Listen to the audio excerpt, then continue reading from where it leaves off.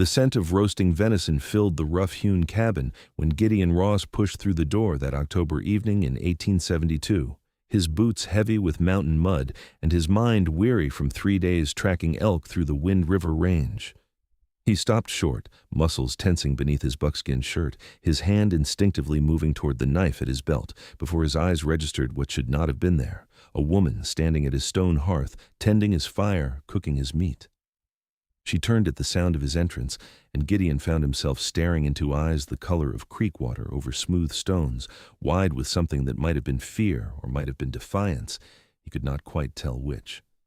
She was slender but not fragile, her dark blonde hair pulled back in a practical braid that hung past her shoulders, her dress torn at the hem and stained with what looked like days of hard travel.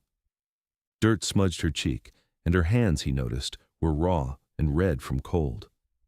"I apologize for the intrusion," she said, her voice steadier than he expected, given the way her fingers trembled slightly as she held the long fork she had been using to turn the meat. "I smelled the smoke from your chimney, and I've been walking for 2 days without food, and I thought perhaps I could cook something in exchange for shelter, just for one night." Gideon said nothing for a long moment, taking in the scene with the careful assessment of a man who had survived 12 years in these mountains by trusting his instincts. The venison she was cooking was from his own stores, hanging in the smokehouse out back. She had helped herself without asking, had entered his home without permission, had made herself comfortable in his space as if she had any right to it. By all accounts, he should have been angry, should have sent her on her way immediately. Instead, he found himself setting down his rifle with deliberate care, watching as relief flickered across her face. "You're cooking my supper without asking permission," he said, his voice rougher than he intended, scraped raw from disuse. He did not speak to many people up here, preferred the company of the pines and the elk to the chatter of townfolk down in Fort Bridger. "Yes," she admitted, lifting her chin slightly. "I'm sorry for that. I can leave if you want me to, but I thought perhaps you might be hungry when you returned, and I could at least be useful before I moved on." Gideon studied her more carefully now, noting the way she stood despite the exhaustion that lined her face, the determination in her posture. She was not begging, not exactly. She was offering an exchange, a transaction of sorts, and something about that appealed to the practical nature he had cultivated in his years alone. "Stay," he said finally, the word coming out more like a command than an invitation. "Finish cooking. Then you can tell me why a woman is wandering alone through Wyoming territory in October with winter coming on." He saw the decision happen in her eyes, the moment she chose to believe him, to trust that this rough mountain man with his long dark hair tied back with a leather cord and his broad shoulders stretching the seams of his worn shirt would not harm her. It was a foolish trust, perhaps, given what he knew of the world and what she must have known too, but she nodded once and turned back to the fire. Gideon moved to the basin in the corner and washed his hands and face, the cold water shocking against his skin. He could feel her presence in his cabin like a physical thing, disrupting the careful solitude he had built here. His home was simple but well made, a single large room with a sleeping loft above, a stone hearth that he had built himself stone by stone, a table and 2 chairs that he had carved during his first winter here, shelves lined with supplies and the few books he owned. It was everything he needed and nothing he did not. And now there was a woman filling it with the smells of cooking and the soft sounds of her movements. When he turned back, she had set the table with 2 of his tin plates and the venison looked perfectly cooked, the meat tender and steaming. She had also found his store of dried beans and had somehow managed to prepare those as well, and there was cornbread warming by the fire that he certainly had not made before he left. "I found your cornmeal," she said, following his gaze. "I hope you do not mind. I thought bread would go well with the meat." "You have been busy," Gideon said, taking his seat at the table.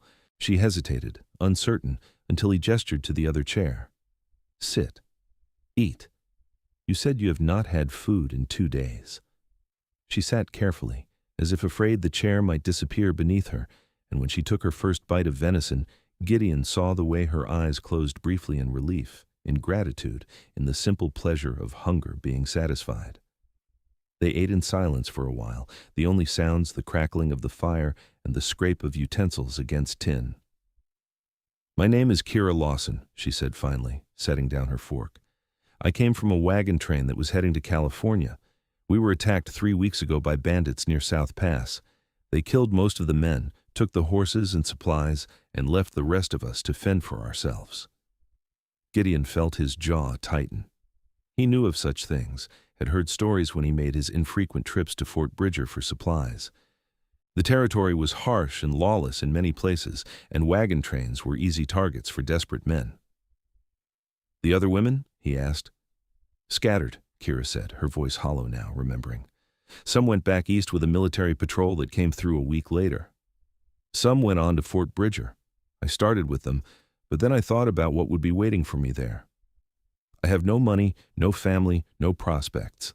I would end up working in a saloon or worse, and I decided I would rather take my chances in the mountains." "That is foolish," Gideon said bluntly. "You would have died out here. Another few days and you would have frozen or starved or both." "Perhaps," Kira agreed, meeting his eyes steadily. "But at least it would have been my choice." Something in those words resonated with Gideon, touched a part of himself he had thought long buried. He had come to these mountains for similar reasons, had left behind a life that had demanded too much and given too little, had chosen solitude over compromise. He understood the desire for autonomy, for control over one's own fate, even if that fate was harsh.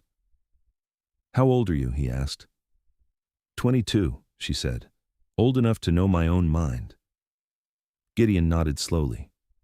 He was 30 himself, old enough to have lived through a war and come out changed by it, old enough to recognize strength when he saw it, even in a woman half-starved and exhausted. "You can stay tonight," he said. "Tomorrow we will see about getting you to Fort Bridger safely." "Thank you," Kira said softly. Then, after a pause, "What is your name?" "Gideon Ross." "Thank you, Gideon Ross," she said, and he found he liked the sound of his name in her voice, which was a dangerous thing to notice. After supper, Kira insisted on cleaning the dishes despite Gideon's protests. He watched her move about his cabin with an efficiency that spoke of years of practice, of a life spent being useful, being necessary. She was careful with his things, respectful of his space, and when she finished, she turned to him with a question in her eyes. "I can sleep by the fire," she said. "I do not want to impose more than I already have." Gideon stood and climbed the ladder to his sleeping loft, returning a moment later with blankets and a pillow. "The loft is warmer," he said. "You take it. I will sleep down here." "I cannot take your bed," Kira protested. "You can and you will," Gideon said, his tone leaving no room for argument. "I have slept in worse places than beside my own fire." He saw her hesitate, saw the war between pride and practicality play out across her face, and then she nodded and accepted the blankets. "You are kind," she said quietly. "I am practical," Gideon corrected, but there was no heat in the words. He banked the fire while Kira climbed to the loft, and then he settled himself on the floor with his own bedroll, his rifle within easy reach as always. He heard her moving above him, the soft sounds of her settling in for sleep, and then silence descended on the cabin once more. But it was a different silence now, one that held another person's breathing, another person's presence, and Gideon found himself staring at the ceiling beams for a long time before sleep finally claimed him. He woke before dawn, as was his habit, the gray light just beginning to filter through the oiled paper windows. He built up the fire and put coffee on to boil, moving quietly so as not to wake his unexpected guest. But when he turned from the hearth, he found Kira already descending the ladder, her hair loose now around her shoulders and her face soft with sleep. "I did not mean to wake you," Gideon said. "You did not," Kira replied. "I'm used to rising early." She moved to the basin and washed her face, and Gideon found himself noticing details he'd been too surprised to register the night before. The curve of her neck, the way her dress, though worn and damaged, had once been well made, suggesting she had not always been without means. The small scars on her hands that spoke of hard work, of a life that had not been easy even before the wagon train attack. "There is coffee," he said, gesturing to the pot. "Thank you." They drank in companionable silence, and then Kira surprised him by asking, "What do you do up here, Gideon Ross? How do you survive?" "I trap in winter," he said. "Hunt year-round. Take the furs to Fort Bridger to trade for what I cannot make or grow myself. It is enough." "Do you not get lonely?" The question was direct, almost too personal, But there was genuine curiosity in it, not pity, and that made it bearable. Sometimes, Gideon admitted. But I have learned that loneliness is better than the alternative. What alternative is that? People, he said simply, and she laughed, the sound bright and unexpected in his quiet cabin. That's a rather dim view of humanity, Kira said. It is an honest one, Gideon replied. At least in my experience. Then you have had poor experiences. I have had human experiences, he corrected. I fought in the war, saw what men do to each other when they believe they are right. Came home to find my family's farm taken for debt, my parents dead, my brother gone west. I had nothing and no one, so I came here where nothing and no one is what I wanted. Kira was quiet for a moment, her hands wrapped around her coffee cup. I am sorry, she said finally. That's a hard story. It is an old story, Gideon said. What about you? Where are you from? Philadelphia, Kira said. My father was a clerk. My mother died when I was young. When my father died last year, I had no way to support myself. A family heading west offered me passage in exchange for helping with their children. I thought perhaps in California I could start fresh, find work as a teacher or seamstress. But then the bandits came, and now here I am, drinking coffee in a mountain man's cabin and wondering what happens next. What do you want to happen next? Gideon asked. Kira looked at him then, really looked at him, and he felt the weight of her gaze like a physical thing. I want to survive, she said. I want to have choices. I want to not be afraid anymore. Something shifted in Gideon's chest, something he had not felt in years, a protective instinct that went beyond simple human decency. This woman had walked into his cabin uninvited and had somehow managed to carve out a space in his carefully ordered life, and now he found he did not want to send her away. Stay, he said again, the word coming easier this time. Not just today. Stay longer. Stay through winter if you want. You can help with the work, and in spring, if you still want to go to Fort Bridger or anywhere else, I will take you there myself. Kira stared at him, her eyes searching his face for something, perhaps sincerity, perhaps safety, perhaps just possibility. Why would you do that? She asked. You do not know me. I know you cooked my supper without asking permission, Gideon said, a hint of something that might have been humor touching his voice. I know you have been walking through the mountains for 2 days rather than accept a fate you did not choose.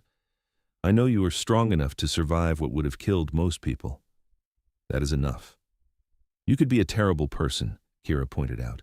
You could be offering this for terrible reasons. I could be, Gideon agreed, but I am not. You will have your own space, your own choices. If I do something you do not like, you can leave. But I think you know already that you are safer here than you would be anywhere else right now. He watched her think it through, watched the careful weighing of options, the assessment of risk and reward. She was smart, this woman, practical and clear-eyed despite everything she had been through. All right, she said finally, and there was that decision again, that choice to believe. I will stay, at least through winter, but I pull my own weight. I am not a charity case. I would not have offered if I thought you were, Gideon said, and he meant it. The days that followed fell into a rhythm that surprised Gideon with its ease. Kira proved to be exactly what she had claimed, capable, hard-working, and fiercely independent. She took over the cooking and the mending, tasks Gideon had always done himself with varying degrees of success, and in return, he made sure she had everything she needed, expanded the sleeping loft to give her more privacy, showed her how to handle the rifle in case she ever needed to defend herself. They worked side by side in a companionship that required few words but felt solid and real. Gideon taught her how to prepare the furs he brought in, how to cure meat properly, how to read the signs of changing weather in the mountains. Kira brought a different kind of knowledge, an education that showed in the way she could calculate supplies and rations with precision, the way she had read all of his books within the first month and could discuss them with an intelligence that he found himself craving. November brought the first real snow, heavy and wet, blanketing the mountains in white silence. Gideon came in from checking his trap lines to find Kira had made stew and fresh biscuits, and the cabin was warm and welcoming in a way it had never been before. She looked up from the pot she was stirring, snowflakes melting in her hair where they had drifted in through the door with him, and smiled. You look frozen, she said. Sit by the fire. I will bring you coffee. Gideon did as she suggested, unlacing his boots and stretching his feet toward the warmth. Kira brought him a steaming cup and then surprised him by sitting beside him on the floor rather than in one of the chairs. I have been thinking, she said, about what happens when spring comes. Gideon felt something tighten in his chest. And? I do not want to go to Fort Bridger, Kira said slowly. I like it here. I like the quiet. I like the work. I like knowing that what I do matters because if I do not do it, things do not get done. Does that make sense? Yes, Gideon said, his voice rougher than he intended. That makes sense to me. Would you want me to stay? Kira asked, turning to look at him directly. Past spring, I mean, permanently. Gideon met her eyes, those creek-water eyes that had become so familiar to him, so necessary. Yes, he said simply. I would want that. Then that is settled, Kira said, and she smiled again, warm and genuine, and Gideon felt something in him ease, some tension he had not even realized he was carrying. But even as he relaxed into the knowledge that she would stay, Gideon became increasingly aware of other feelings, more complicated feelings, that were growing in him with each passing day. The way he noticed when Kira braided her hair in the morning, the efficient movements of her fingers, something he could watch for hours. The sound of her humming while she worked, soft and tuneless, but somehow perfect. The way she laughed at his dry observations, as if she understood the humor beneath his serious exterior. He found himself thinking about her when he was out on the trap lines, wondering what she was doing, if she was warm enough, if she was safe. He started bringing back small gifts when he went to Fort Bridger for supplies, ribbons for her hair, fabric for a new dress, a book he thought she might enjoy. Each time she accepted with pleasure and gratitude that made him want to bring her more, to give her everything she might ever want or need. Winter deepened, and with it came a closeness born of necessity and proximity. They were snowed in for days at a time, the world outside reduced to white emptiness, the cabin a small, warm sanctuary against the cold. They talked for hours by the fire, sharing stories of their pasts, their hopes, their fears. Gideon found himself telling Kira things he had never told anyone, about the war and the things he had seen, about the nightmares that sometimes woke him in the dark hours before dawn. You are a good man, Gideon Ross, Kira said one night, her hand reaching out to touch his arm briefly, the contact sending warmth through him that had nothing to do with the fire. Whatever you did in the war, whatever you saw, it does not define you. You define yourself by what you do now, and what you do now is kind and decent. I am not kind, Gideon protested. You took in a stranger, Kira pointed out, fed her, sheltered her, asked nothing in return. If that is not kindness, what is it? Practicality, Gideon insisted, but his heart was not in the argument, and Kira's smile said she knew it. December came, and with it the longest nights of the year. Gideon went out one evening to secure the animals against a coming storm, and returned to find Kira standing at the window, looking out at the darkness with an expression he could not quite read. What is wrong? He asked, shaking snow from his coat. Nothing, Kira said quickly. I was just thinking about Christmas. Last year I was in Philadelphia, and my father was still alive, and I had no idea that a year later I would be here, in the mountains, with you. Is that a good thing or a bad thing? Gideon asked carefully. Kira turned to look at him, and in the firelight, her eyes were bright. It is a good thing, she said softly. The best thing, actually. I am happier here than I have been in years, maybe ever. Is that strange? No, Gideon said, moving closer to her without quite realizing he was doing it. It's not strange at all. They were standing very close now, close enough that Gideon could see the flecks of blue in her eyes, could smell the faint scent of wood smoke and lavender that always seemed to cling to her.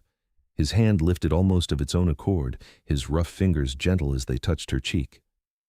Kira, he said, her name rough in his mouth, heavy with everything he was feeling, and did not know how to say. Yes, she whispered. I think I am falling in love with you, Gideon said, the words torn from him, awkward and honest. I did not mean to. I did not want to. But I am. Kira's breath caught, and for a terrible moment Gideon thought he had made a mistake, had ruined everything. But then she smiled, tremulous and beautiful, and her hand came up to cover his where it still rested against her cheek. I think I'm falling in love with you too, she said. I have been for weeks now, maybe since the beginning. I was just afraid to say it." "Afraid of what?" Gideon asked.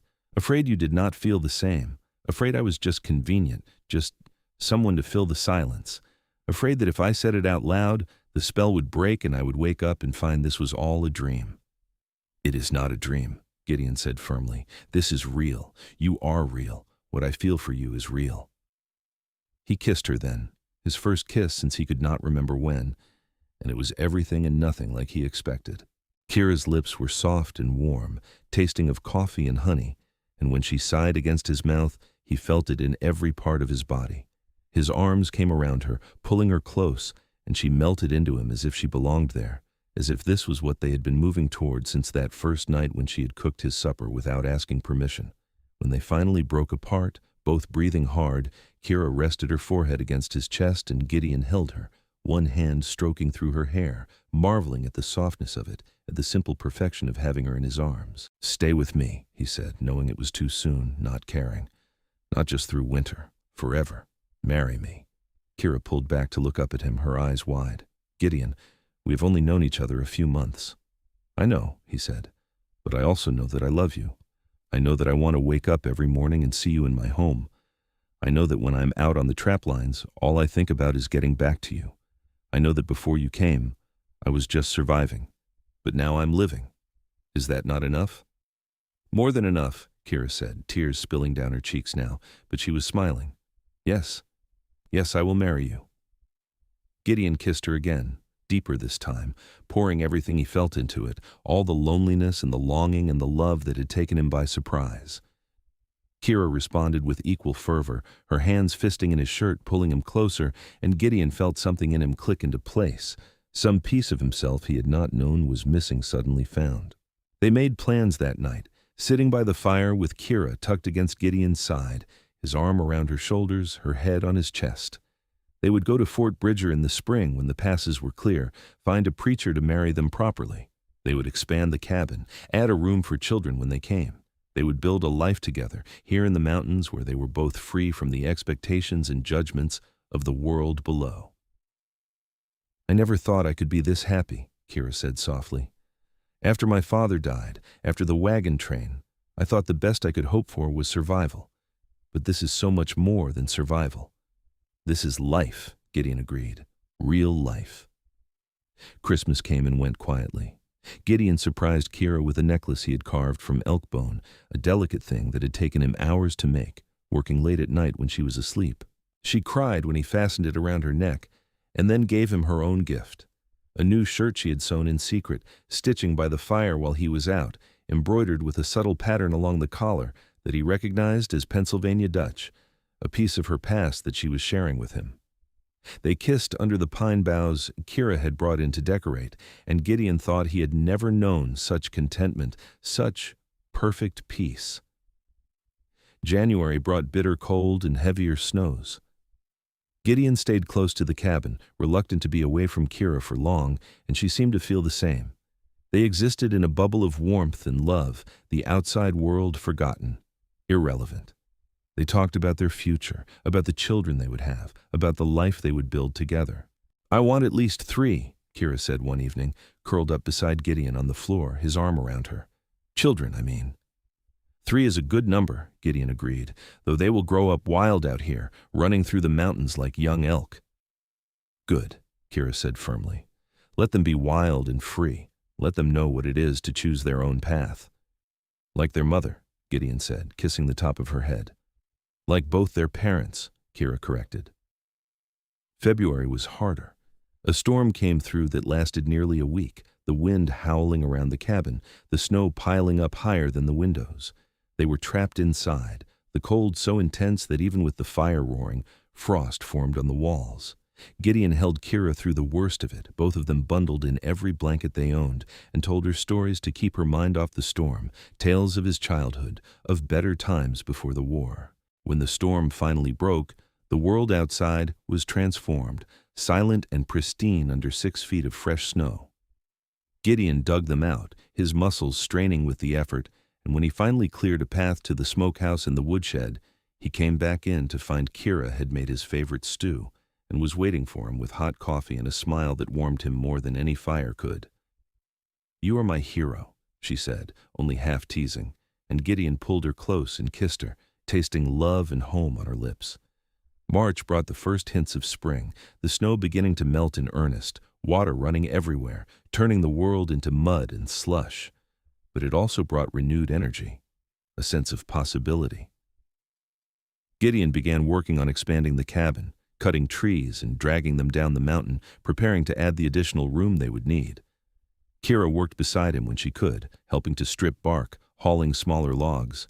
Gideon worried about her working too hard, but she insisted she was strong, that she wanted to help build their future literally as well as figuratively. "We are a team," she said when he protested. "Partners. I am not some delicate flower who needs to be protected from honest work."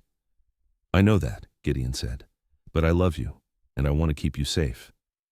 "You do keep me safe," Kira assured him, "but safe does not mean useless. Let me help. Let me be part of this." So they worked together, and slowly the new room took shape, rough walls rising beside the original cabin. It would be months before it was finished, but already Gideon could envision it, a proper bedroom for them, private and separate from the main living space, a place that was theirs alone. April arrived with warmer weather and the return of green to the mountains. The aspens leafed out, trembling in the breeze, and wildflowers began to push up through the melting snow. Gideon thought the mountains had never looked more beautiful, or perhaps it was just that he had never had anyone to share their beauty with before. One morning in mid-April, Gideon woke to find Kira already up and dressed, packing supplies into a rucksack. "What are you doing?" he asked, climbing down from the loft. "We are going to Fort Bridger," Kira said, turning to smile at him. "Today, right now. The passes are clear enough, and I want to marry you properly, legally, before God and whoever else will witness it." Gideon felt his heart swell. "Today?" "Today," Kira confirmed. "Unless you have changed your mind?" "Never," Gideon said, crossing the cabin in 3 strides and pulling her into his arms. "Not in 1,000 years." They made the journey to Fort Bridger in 2 days, camping one night under the stars, Kira wrapped in Gideon's arms, both of them too excited and happy to sleep much. Fort Bridger was a rough place, a trading post and military outpost surrounded by the usual collection of saloons, supply stores, and rough housing that sprang up wherever people gathered in the West. Gideon felt immediately uncomfortable in the press of people, the noise and smell of civilization, but Kira squeezed his hand and he endured it for her sake. They found the fort chaplain, a weathered man named Reverend Mitchell, who agreed to marry them that very afternoon in the small chapel the military had built. There were no guests except for a few curious soldiers and the Reverend's wife, who served as witness. Kira wore her best dress, the one she had been mending and improving all winter, and Gideon had on the new shirt she had made him. They stood before the Reverend with hands clasped and spoke their vows in clear, strong voices, promising to love and honor each other for all the days of their lives. When the Reverend pronounced them man and wife, Gideon kissed his bride with such fervor that the watching soldiers hooted and hollered, but he did not care. This woman was his now, legally and forever, and he was hers, and nothing in the world had ever felt so right. They spent one night at the fort, in a real bed in a boarding house, but neither of them could truly relax, too accustomed now to the quiet of the mountains, to their own space. They were up before dawn, eager to return to their cabin, to their home. The journey back felt different, lighter somehow, as if marriage had made official something that had already been true in their hearts. They talked and laughed and stopped often to kiss, to hold each other, to marvel at their good fortune in finding one another. When they finally reached the cabin, Gideon swept Kira up into his arms and carried her over the threshold, both of them laughing at the old tradition, at the joy of it. "Welcome home, Mrs. Ross," Gideon said, setting her down gently. "Welcome home, Mr. Ross," Kira replied, and then she kissed him, and the world narrowed to just the two of them, to the perfect rightness of being together. That night they moved their belongings to the new room, even though it was not quite finished, because it felt important to begin their married life in a space that was truly theirs, that they had built together. Gideon had made a proper bed frame over the winter, and Kira had stuffed a new mattress with pine needles and soft grasses, and they lay together in the darkness, wrapped in each other's arms, and talked about everything and nothing until sleep finally claimed them. The weeks that followed were perhaps the happiest of Gideon's entire life. He had never imagined such contentment was possible, such deep and abiding joy.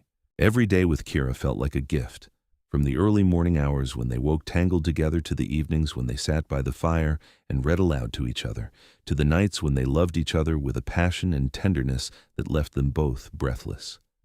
May brought warmer weather and longer days. Gideon worked on finishing the new room while Kira planted a garden, working the rocky soil until she had cleared a space big enough for vegetables and herbs. She was determined to make them more self-sufficient, to reduce their dependence on supplies from Fort Bridger, and Gideon loved watching her work, the determined set of her jaw, the satisfaction on her face when seeds finally sprouted. In June, Kira told him she was pregnant. She announced it one evening at supper, setting down her fork and looking at him with a mixture of joy and nervousness that made his heart clench. "I'm going to have a baby," she said simply. "Our baby. Sometime in late winter, I think." Gideon stared at her for a long moment, the words taking time to penetrate, and then he was around the table and pulling her into his arms, holding her so tightly she squeaked in protest. "A baby," he repeated, his voice rough with emotion. "We are going to have a baby." "Yes," Kira said, laughing and crying at the same time. "Are you happy?" "Happy does not begin to cover it," Gideon said, pulling back to look at her face, to cup it in his hands. "You have given me everything, Kira. A home, a purpose, love, and now a child. How could I be anything but overjoyed?" They celebrated that night, Gideon careful and gentle with her, his hands reverent on her body, his kisses tender. Afterwards, they lay together and made plans, talking about names and where to put a cradle, about how they would manage in the winter with a newborn, about all the changes that were coming. "I am a little scared," Kira admitted in the darkness. "What if something goes wrong? We are so far from help out here." "Nothing will go wrong," Gideon said firmly, though he felt the same fear gnawing at him. "You are strong and healthy. Women have been having babies since the beginning of time, and you will too, and everything will be fine." "Promise?" Kira asked, her voice small. "I promise," Gideon said, and he meant it with everything in him. He would not let anything happen to her, to their child. He would protect them both with his life if necessary. Summer passed in a golden haze of happiness. Kira's belly grew slowly but steadily, and Gideon found himself constantly touching it, marveling at the life growing inside his wife. He became even more protective of her, insisting she rest more, taking over tasks that he thought might be too strenuous for her. Kira tolerated his hovering with good humor, though she also insisted on maintaining her independence. "I am pregnant, not broken," she reminded him regularly. "Let me live, Gideon." But she also seemed to appreciate his care, the way he made sure she always had enough to eat, the way he rubbed her feet in the evenings when they swelled, the way he held her at night with one large hand, splayed protectively over her belly. In August, Gideon made another trip to Fort Bridger, this time to trade his furs and to purchase supplies they would need for the coming winter and for the baby. He brought back soft cloth for diapers and swaddling, yarn for Kira to knit with, dried fruits and medicines that might be needed. He also brought back a letter from the fort commander, informing him that there had been increased activity from bandits in the region and that isolated homesteads should be vigilant. Gideon said nothing about it to Kira, not wanting to worry her, but he began keeping his rifle closer at hand, and he made sure all his traps and alarms around the property were in good working order. September brought the first hints of autumn, the aspen leaves turning gold, the air growing crisp in the mornings. Kira's pregnancy was becoming more visible now, her movements slower, more deliberate. She glowed with health and happiness, and Gideon thought she had never been more beautiful. One afternoon in late September, Gideon was out checking his trap lines when he heard shouting from the direction of the cabin. His blood turned to ice, and he ran, crashing through the underbrush, his heart pounding with fear. He burst into the clearing to find Kira standing on the porch, very much alive and unharmed, laughing at his panic. "I am fine," she called out, seeing his expression. "I'm sorry, I did not mean to frighten you. I was just calling to you to come look at something." Gideon bent over, hands on his knees, trying to catch his breath and calm his racing heart. "What is it?" he managed. "Come see," Kira said, gesturing for him to follow her around the side of the cabin. There, pressed into the soft earth near their water barrel, was a set of prints. Mountain lion, fresh and big. Gideon felt his jaw tighten. The cat must have come down in the night, drawn perhaps by the smell of their stores or their chickens. It was rare for them to come so close to human habitation, but not unheard of, especially if they were hungry or desperate. "I will track it," Gideon said. "Make sure it has moved on." "Be careful," Kira said, touching his arm. "Always," Gideon promised, and he meant it. He had too much to lose now to take unnecessary risks. He spent the rest of the day tracking the mountain lion, following its prints up into the high country. He never caught sight of it, but he was satisfied that it had moved on, heading deeper into the mountains away from their cabin. Still, he set additional alarms around the property, and he made Kira promise to keep the rifle close when he was out. October arrived with its particular mountain beauty, the world a riot of gold and red and orange. Kira was 6 months pregnant now, her belly round and obvious, and she had taken to talking to the baby as she worked, singing softly, telling stories. Gideon loved to listen to her, loved the way she was already such a natural mother. They finished the room fully in early October, sealing the last of the gaps, installing a real door. It was solid and well made, a testament to their combined efforts, and they stood back and admired it together, Gideon's arm around Kira's shoulders. "We made this," Kira said softly. "We built this life together, piece by piece." "We did," Gideon agreed, "and we are going to keep building it for the rest of our lives." November came with snow, lighter than the year before but still substantial. Gideon stayed close to home now, reluctant to leave Kira alone for long. Her pregnancy was progressing well, but she tired more easily now, and he wanted to be there to help with the heavier work. One evening in mid-November, they were sitting by the fire, Kira knitting small socks while Gideon repaired a harness, when she suddenly gasped and pressed a hand to her belly. "What is wrong?" Gideon asked immediately, dropping the harness. "Nothing is wrong," Kira said, her face breaking into a smile. "The baby is kicking. Here, feel." She took his hand and pressed it to her belly, and Gideon felt it, a small but definite movement, like a flutter against his palm. His eyes widened, and he looked up at Kira in wonder. "That is our baby," he said, awed.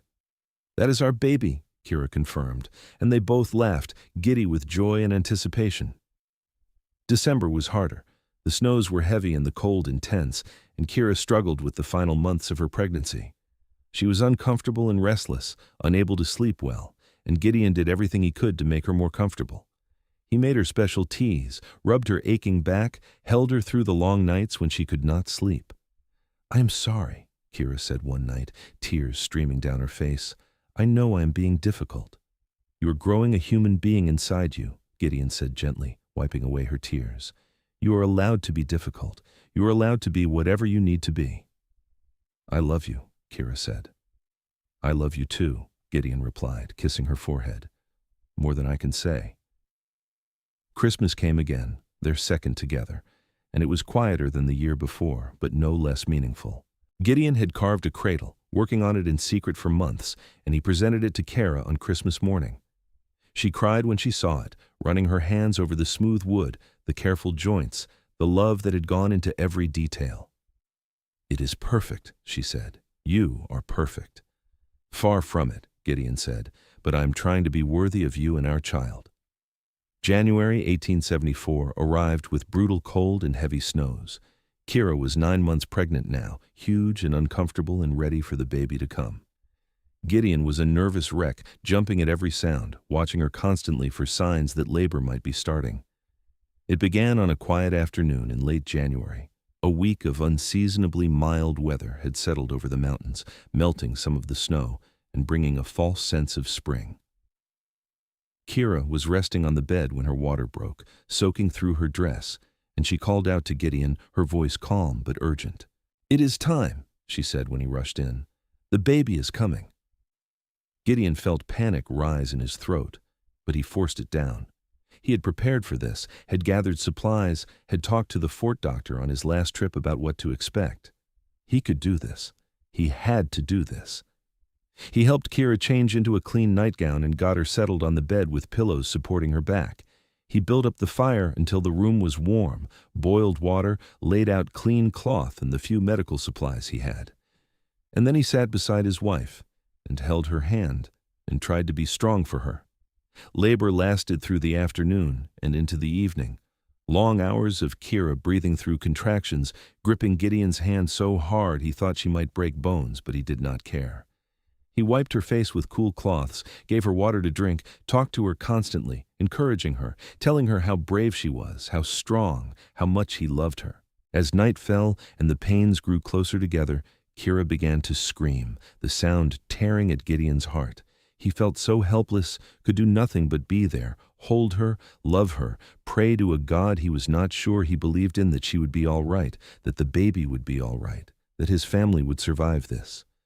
And then, finally, after what seemed like forever, the baby came, slipping into Gideon's waiting hands in a rush of blood and fluid. For one terrible moment, the infant was silent and still, and Gideon thought his heart would stop.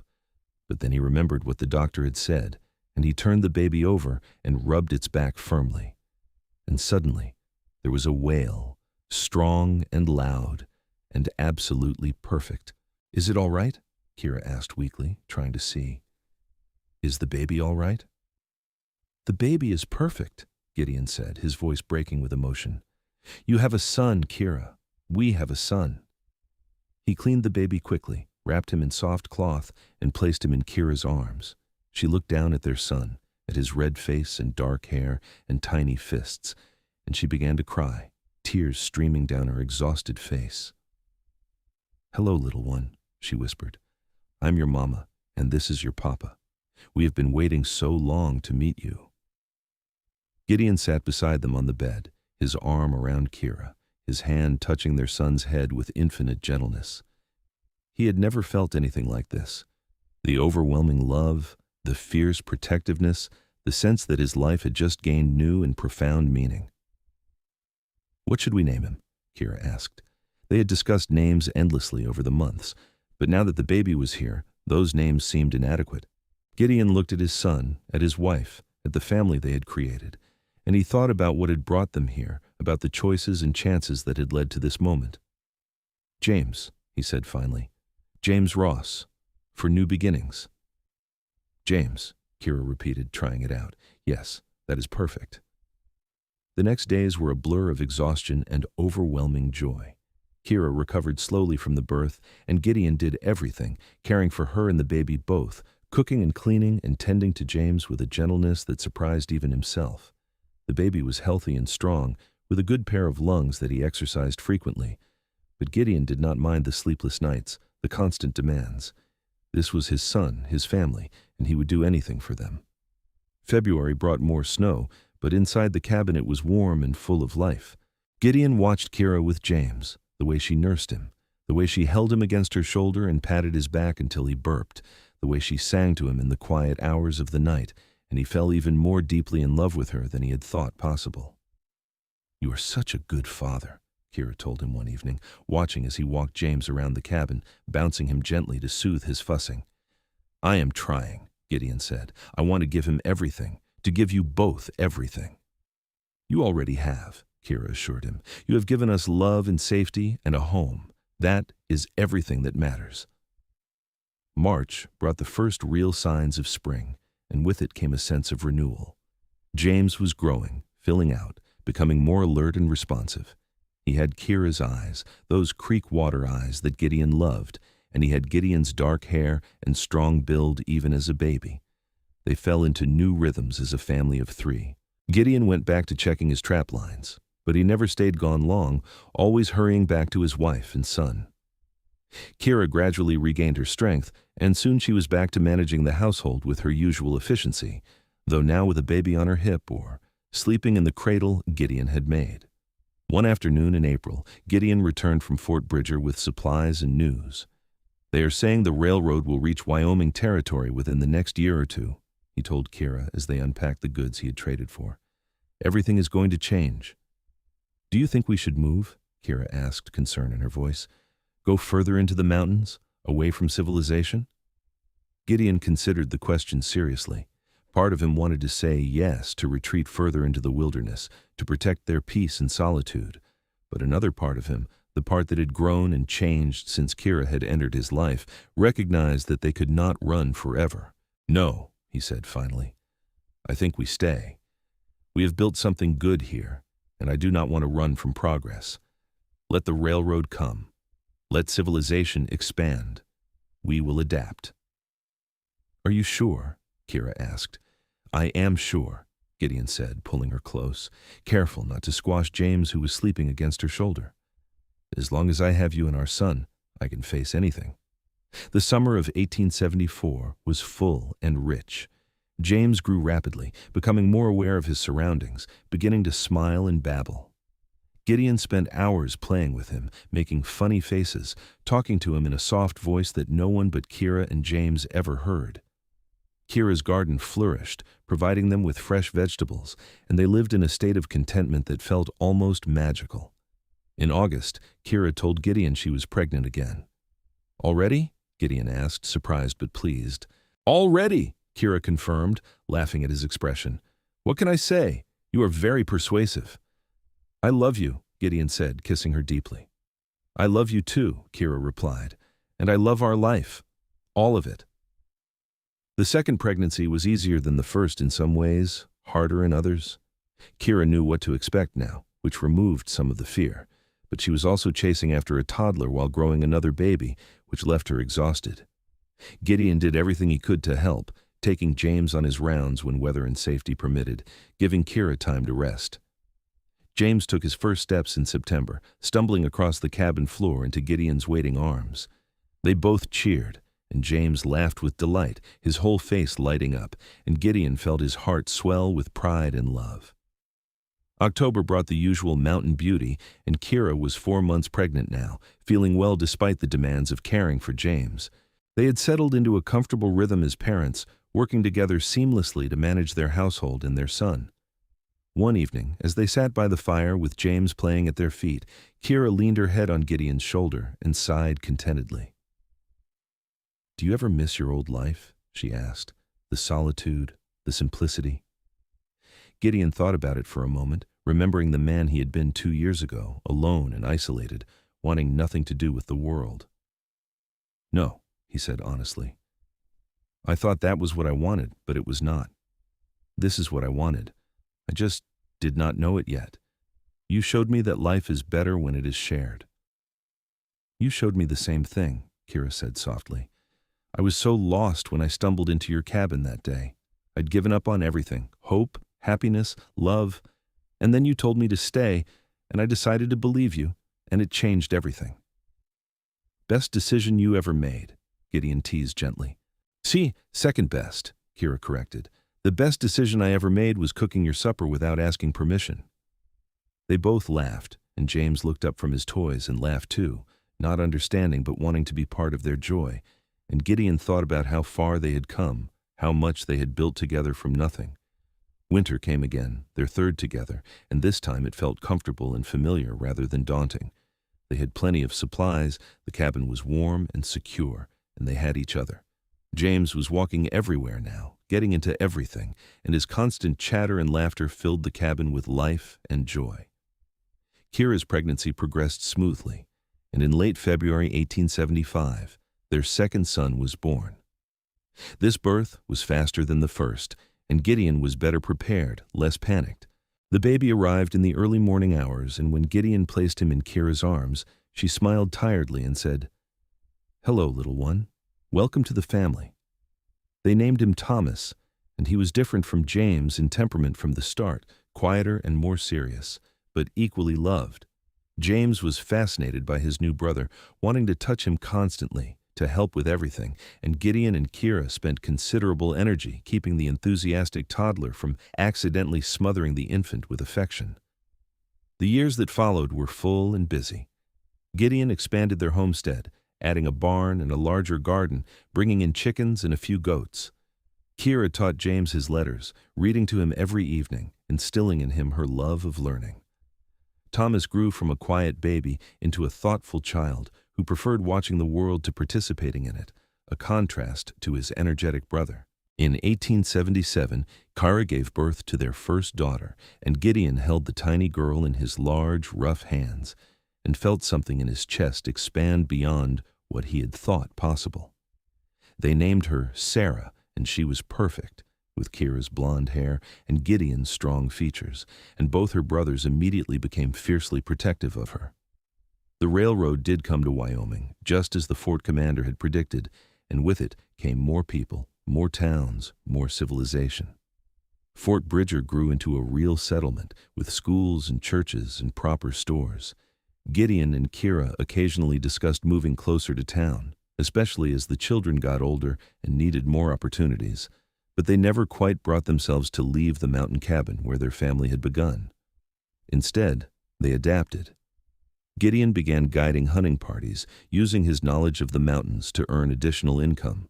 Kira took in sewing and mending from townfolk, her skilled needlework in high demand. They were no longer as isolated as they had once been, but they maintained their independence, their connection to the land and each other. James grew into a strong, confident boy who loved the mountains as much as his father did, trailing after Gideon on his rounds, learning to trap and hunt and track. Thomas preferred books and quiet contemplation, spending hours reading or watching the birds and animals, making careful observations that showed a scientific mind. Sarah was spirited and stubborn, with her mother's determination and her father's protective instincts. In 1880, when James was 6, Thomas was 5, and Sarah was 3, Kira told Gideon she was pregnant again. They were both older now, approaching 40, and this pregnancy was harder on Kira than the others had been. Gideon worried constantly, hovering more than ever, until Kira finally told him to stop fussing or she would lock him out of the cabin. But when their 4th child was born in early 1881, another boy they named David, all Gideon's worries melted away. The baby was healthy and strong, and Kira recovered quickly, and their family felt complete at last. The years passed in a rhythm of seasons and growth. The children grew, learned, became their own people. James proved to be a natural leader, helping his father with the heavier work, taking on responsibility with grace. Thomas showed an aptitude for mechanics and engineering that surprised them all, taking apart and reassembling anything he could get his hands on. Sarah learned to shoot and ride as well as any boy, refusing to be limited by her gender, making both her parents proud. David, the baby, was curious and fearless, constantly getting into scrapes that left his mother gray-haired before her time. Gideon and Kira watched their children grow with joy and pride and occasional terror. They argued sometimes, as all couples do, usually about how to handle the children or whether to take on additional work. But they always made up quickly, unable to stay angry with each other for long, their love too deep and too hard, one to waste on petty disagreements.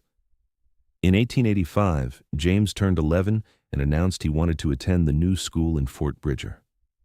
Gideon's first instinct was to say no, to keep his son close, but Kira talked him around. "We cannot protect them forever," she said one night after the children were asleep. "They need to learn about the world, need to find their own paths. That was what we wanted for them, remember? Freedom to choose." "I know," Gideon said heavily, "but letting go is harder than I thought it would be." "We are not letting go," Kira corrected gently. "We are loosening our grip. There is a difference." So James went to school in Fort Bridger, boarding with a family during the week and coming home on weekends. Gideon missed him fiercely, but he also saw how his son thrived with the challenge and the socialization, and he knew they had made the right decision. Thomas followed his brother to school the next year, and then Sarah after that. Only David remained at home full-time, and Gideon and Kira found themselves with more time alone than they had had in years. They used it well, reconnecting as a couple, remembering the people they had been before children, falling in love all over again. One evening in the fall of 1888, they sat on the porch they had added to the cabin years ago, watching the sunset over the mountains, and Kira reached over and took Gideon's hand. "Do you remember that first night?" she asked, "when I cooked your supper without asking permission?" "I remember," Gideon said, squeezing her hand. "I thought you were the most audacious woman I had ever met." "I was terrified," Kira admitted. "I had no idea if you would help me or hurt me, but something told me to trust you, to believe you when you said I could stay." "Best risk you ever took," Gideon said. "Best risk we both took," Kira corrected. "You took a chance on me too, letting a stranger into your home, into your life." "You were never a stranger," Gideon said softly. "From the moment I saw you standing at my hearth, you belonged there. I just did not know it yet." They sat in comfortable silence for a while, watching the light fade from the sky, and Gideon thought about their life together, about all they had survived and built and created. They had faced hardship and joy, fear and love, loss and gain, and through it all they had remained steadfast, committed to each other and to the life they had chosen. "I love you," he said, the words as true and powerful as they had been the first time he spoke them. "I love you too," Kira replied, leaning her head on his shoulder, "always and forever." The years continued to pass. James grew into a fine young man and eventually married a teacher from Fort Bridger, a smart, capable woman named Elizabeth, who reminded Gideon strongly of Kira. They settled near the fort, and James became a respected guide and outfitter, using the skills his father had taught him. Thomas earned a scholarship to study engineering back east, a source of enormous pride for the whole family. Sarah refused several marriage proposals before finally accepting one from a young rancher who understood and appreciated her independent spirit. David, the youngest, surprised everyone by announcing he wanted to become a doctor, inspired by helping his mother care for sick neighbors over the years. Gideon and Kira became grandparents, and then grandparents again, and then again. Their mountain cabin became a gathering place for the extended family, particularly at holidays, filled with the laughter and chaos of multiple generations. Gideon, who had once preferred solitude above all else, found he loved the noise and energy, loved seeing his children's children running through the mountains where he and Kira had built their life. In 1895, on their 20th wedding anniversary, their children organized a party at the cabin, bringing everyone together. The cabin was bursting at the seams with people and love and celebration, and Gideon stood in the middle of it all, his arm around Kira, who was gray-haired now, but still beautiful. Still the woman who had walked into his life and changed everything, and he felt overwhelmed with gratitude. "Speech!" James called out. "Father, you have to make a speech."